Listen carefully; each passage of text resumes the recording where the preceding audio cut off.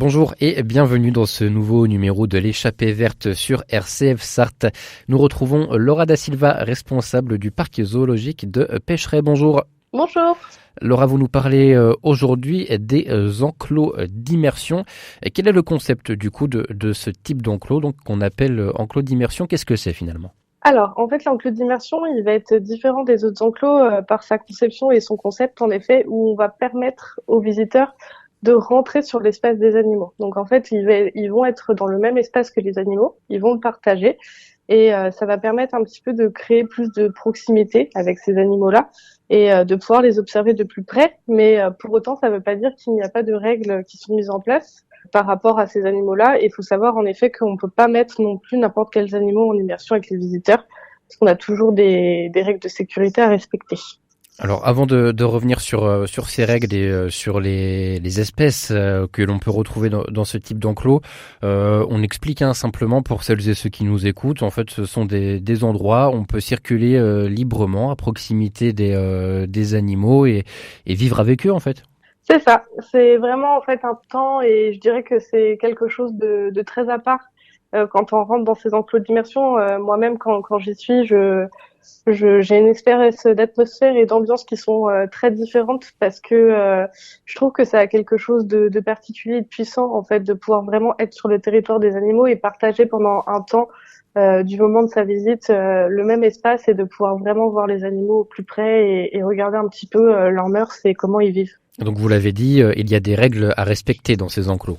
Oui, alors c'est pas parce qu'on est avec les animaux dans leur espèce que pour autant on peut faire n'importe quoi.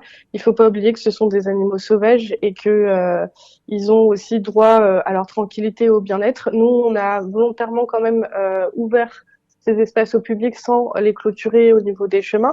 Mais pour autant, à chaque enclos d'immersion, on a une petite règle de rappel, notamment qui sont qu'on n'a pas le droit de courir après les animaux, on n'a pas le droit de les toucher. C'est vraiment pour des questions de bien-être et d'hygiène. Voilà, il faut vraiment leur laisser un petit peu de tranquillité pour autant. Et la nouvelle règle qui a été mise en place et qui est aussi assez importante, c'est que on ne peut plus les nourrir avec les granulés qu'on propose à l'accueil, qui sont maintenant uniquement destinés aux animaux domestiques. Alors, il faut savoir que ça a été motivé par deux choses. La première, ça rejoint l'hygiène dont je parlais juste avant, puisque faut savoir qu'un contact en fait répété auprès de plusieurs personnes qui ne portent pas de gants, ça peut être nocif pour nos animaux. Et la deuxième, c'est qu'il y a une loi de toute manière qui devrait passer au sein des institutions zoologiques qui devrait nous interdire simplement de proposer ça. Donc, on a pris les devants ici à Pêcheret pour commencer à faire comprendre aux gens que on va se mettre dans la loi. Ils sont pas trop frustrés les personnes qui rentrent dans ces enclos-là, du coup de ne pas pouvoir avoir de contact avec les animaux, ne pas les toucher, les caresser, leur donner à manger? Alors normalement non, je dirais sur le principe, puisque de base, même quand il y avait la possibilité de les nourrir, il y avait bien écrit qu'il ne fallait pas toucher les animaux. Ça a toujours été une des règles qui a été mise en place depuis toujours. Peu importe l'animal, on ne peut pas permettre le contact. Comme je disais, c'est une question d'hygiène, mais au-delà de ça, des fois c'est aussi une question de survie pour l'animal. Par exemple, je pense à notre zone d'immersion de lémuriens. Il faut savoir que les lémuriens, en fait, ils se reconnaissent à l'odeur. Et donc, en fait, des personnes qui vont les caresser de manière répétée, ça peut modifier leur odeur. Et si jamais il y a un individu qui ne se fait pas reconnaître par son groupe, il peut y avoir des agressions jusqu'à la mise à mort de cet individu si jamais il n'est pas reconnu par ses congénères. Donc, on a vraiment, en fait, par des soucis d'hygiène et de bien-être animal, toujours posé cette règle. Après, au niveau du nourrissage, c'est quelque chose de nouveau. Il n'y a pas de frustration parce que les gens, en fait, quand on leur explique, ils comprennent. Ils sont capables aussi de comprendre la notion d'hygiène et de bien-être vis-à-vis de nos animaux. Et je pense qu'après, le travail doit se faire à notre niveau. Ça doit être à nous d'amener aussi l'émerveillement et l'intérêt du public à déjà se dire que c'est quelque chose de très bien d'être en immersion avec ces animaux-là et de s'émerveiller plus dans l'observation et l'apprentissage des comportements naturels des animaux. Moi, j'aimerais vraiment développer ces zones comme plutôt des zones où les gens seraient des mini-exploreurs, des mini-aventuriers perdus dans leur forêt et qu'ils croiseraient des animaux sauvages comme on peut le faire en forêt quand on se balade. Et donc évidemment, ces endroits, ces enclos ne sont pas accessibles pour toutes les espèces. Il y a des espèces particulières qui le permettent. Exactement. Il faut savoir que nous, du coup, en parc zoologique, hein, bien évidemment, on a une législation qui est très précise et qui est très cadrée à ce niveau-là. On peut mettre en immersion des espèces qui ne sont pas dangereuses pour les visiteurs. Et quand bien même elles ne sont pas dangereuses, ça veut dire que ce n'est pas forcément des espèces qui sont exemptes de toute morsure. Hein. C'est pas parce qu'on va mettre des daims, des wallabies, des lémuriens en immersion avec les visiteurs qu'il n'y a pas des risques de morsure. Il faut aussi que les gens aient ça en tête. D'où le fait de ne pas toucher l'animal et de pas rentrer en contact avec eux. C'est une raison de plus. Et en effet, on partira jamais sur des espèces qui sont dangereuses ou carnivores ou ce genre de choses. C'est vraiment des espèces, on va dire, plutôt herbivores ou omnivores qui ont du coup les qualités et les aptitudes à être en immersion avec le public. Vous avez combien d'enclos d'immersion à Pêcheret? Eh ben, on en a 4, donc on a 3 enclos d'immersion qui font suite sur le grand parcours de 3 heures. Donc on a le premier enclos d'immersion qui présente des daims et des mouflons de Corse. Ensuite, on rentre sur un enclos d'immersion de wallabies de Bennett et on finit par un enclos d'immersion de Ceraxis dans une grande forêt.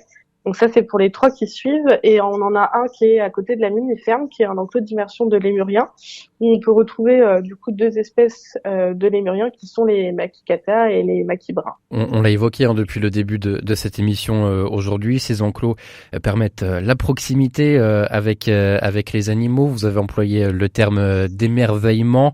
C'est vraiment une notion essentielle, l'émerveillement, notamment pour les plus petits, d'être à proximité des animaux comme ça. Oui, alors il faut savoir que la sensibilisation à la nature, elle passe par plusieurs choses.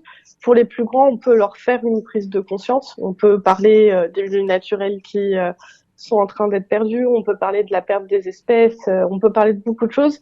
Mais pour les plus petits qui n'ont pas forcément encore conscience de tout ce qui se passe et qu'on peut pas forcément passer par des mots, par des visuels, c'est important de passer par les animaux en eux-mêmes parce que si on va susciter l'émerveillement et l'intérêt d'un animal, on va susciter aussi un petit peu l'affection que les gens vont pouvoir avoir vis-à-vis de ces animaux.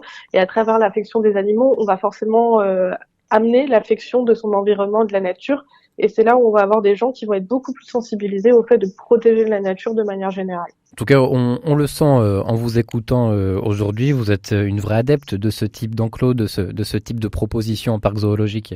Oui, alors les enclos d'immersion, quand du coup il y a ce vrai intérêt pédagogique et que les gens sont très respectueux des règles, moi je trouve qu'il y a aucun souci à les mettre en avant. D'ailleurs, dans le développement du parc, c'est pas impossible qu'on ait d'autres enclos à immersion qui voient le jour sur les années futures, parce que quand on a des personnes qui sont réceptives et respectueuses des règles, il y a aucun souci à ce que ce genre de choses soit remise en place sur les années futures, sachant que c'est quand même aussi l'essence de Pêcheret, c'est ce qui fait notre force à l'heure actuelle.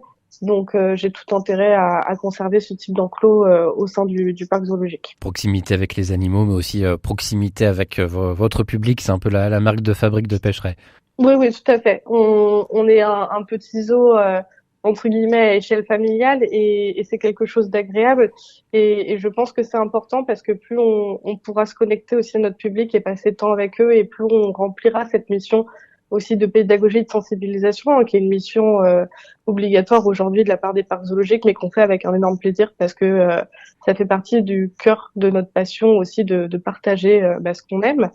Et du coup, vraiment, voilà, la proximité qu'on peut avoir avec le public, c'est des moments d'échange justement quand on est dans ces zones-là aussi, de pouvoir un petit peu plus parler des espèces et c'est toujours un plaisir de répondre aux questions des visiteurs.